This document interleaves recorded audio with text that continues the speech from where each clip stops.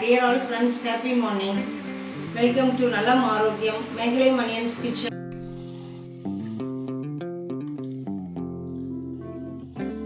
ஒரு அற்புதமான ஒரு ரசம் வைக்கலாம் வாங்க.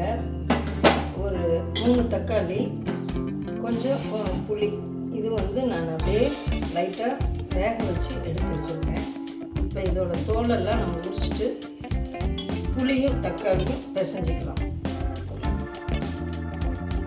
தக்காளி ரசத்துக்கு இப்போ 1 டீஸ்பூன் பச்சை கடலை பருப்பு, 1 டீஸ்பூன் மிளகு, 1 டீஸ்பூன் தனியா, ஒரே ஒரு வரமிளகாய், சீரகம் 1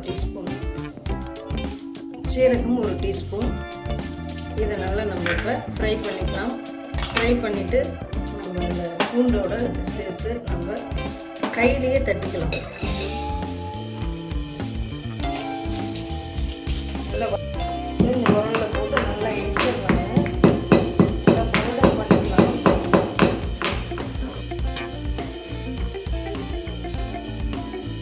ரசப்பொடி ரெடி. பாருங்கள், அரிசி நல்லா கழுவுன தண்ணி இது.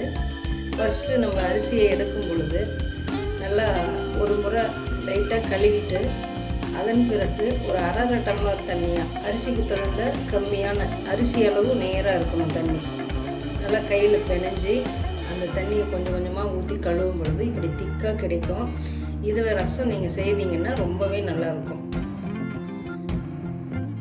அந்த தண்ணியை கொஞ்சம் ஊற்றி நல்லா கை விட்டு தக்காளி பழத்தை ஃபஸ்ட்டு நம்ம பிணைஞ்சிக்கலாம்.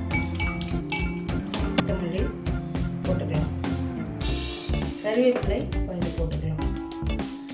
நல்லா போட்டு பிசைஞ்சு இந்த புளியை நம்ம ஒரு எலுமிச்சம்பழ அளவு வச்சுக்கணும்.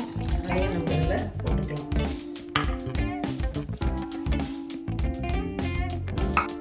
இப்போ நல்லெண்ணெய் தழிச்சிக்கலாங்க. எண்ணெயில் பூண்டு வறுபடும் பொழுது தான் டேஸ்ட்டாக இருக்கும். தோலோடையே தட்டி வைக்கும் பொழுது அதனுடைய டேஸ்ட்டு ரொம்பவே நல்லாயிருக்கும். செய்து பாருங்கள். எண்ணெய் காஞ்சிருச்சுங்க. இப்போ அடுப்பு சிம்மில் வச்சுக்கணும். கொஞ்சமாக இந்த வடகத்தை போட்டு தாளிச்சிக்கலாம். உங்களுக்கு தேவையான மிளகாய், நான் 2 மிளகாய் எடுத்துருக்கேன். 2 மிளகாய் போட்டுட்டேன். அது பெருங்காய பொடி கொஞ்சம், பூண்டை இதில் போட்டு ஃப்ரை பண்ணி, மஞ்சள் பொடி, தேவையான அளவு உப்பு போட்டு இதை நல்லா கலந்து விட்டு முறை கட்டி வரும் பொழுது நம்ம அதை அப்படியே இறக்கிடலாம். இப்போ நம்ம இடித்து வச்ச இந்த பொடி இருக்கு இல்லைங்களா, இதை அப்படியே கொஞ்சம் மேலே தூவிடலாம்.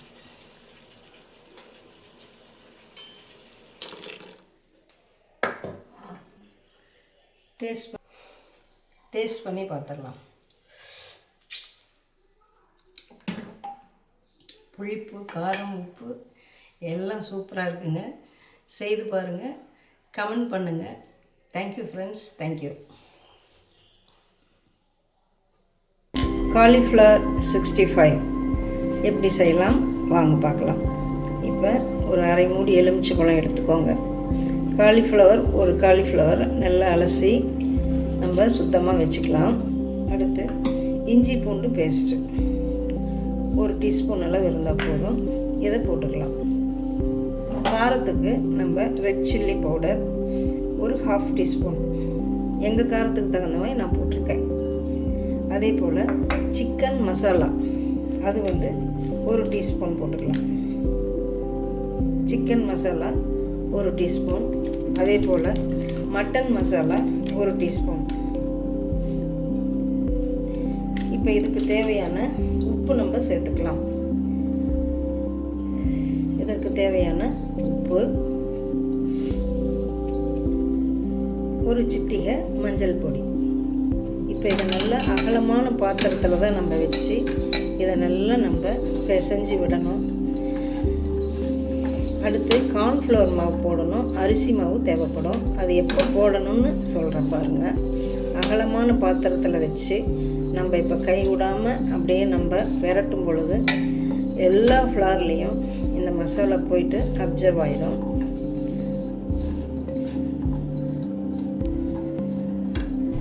கார்ன்ஃப்ளவர் மாவு கொஞ்சம் எடுத்துக்க 2 டீஸ்பூன், அதையும் நம்ம இதில் சேர்த்துக்கலாம். இப்போ இதை நல்லா நம்ம திரும்பவும் பிசைஞ்சு விடணும்.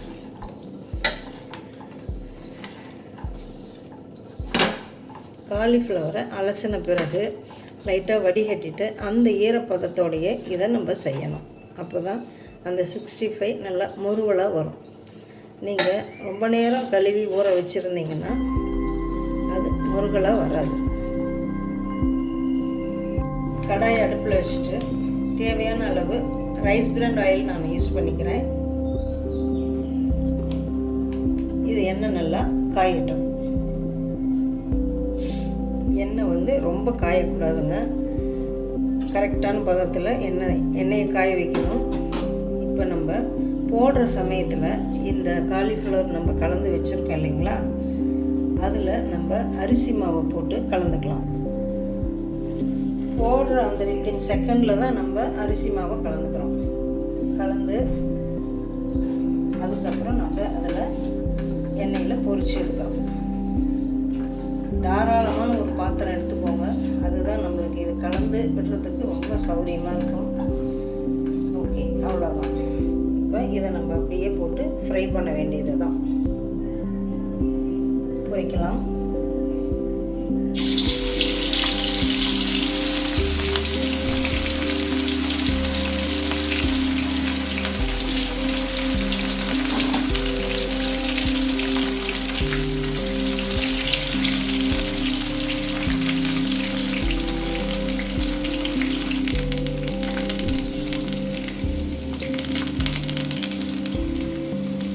கலர்ஃபுல்லாக நல்ல ஒரு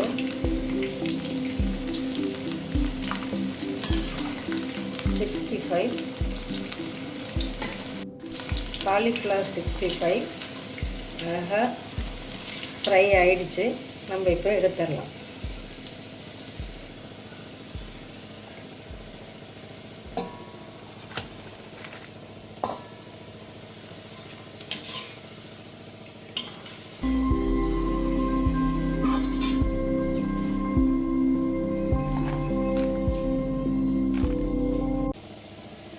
சாப்பிட்லாம் வாங்க. காலிஃப்ளவர் பக்கோடா இது ரச சாதத்துக்கு ரொம்பவே டேஸ்ட்டாக இருக்கும். பாருங்கள் எவ்வளோ கிறிஸ்பாக இருக்குன்னு பார்க்கலாம். ரசம் சாதம்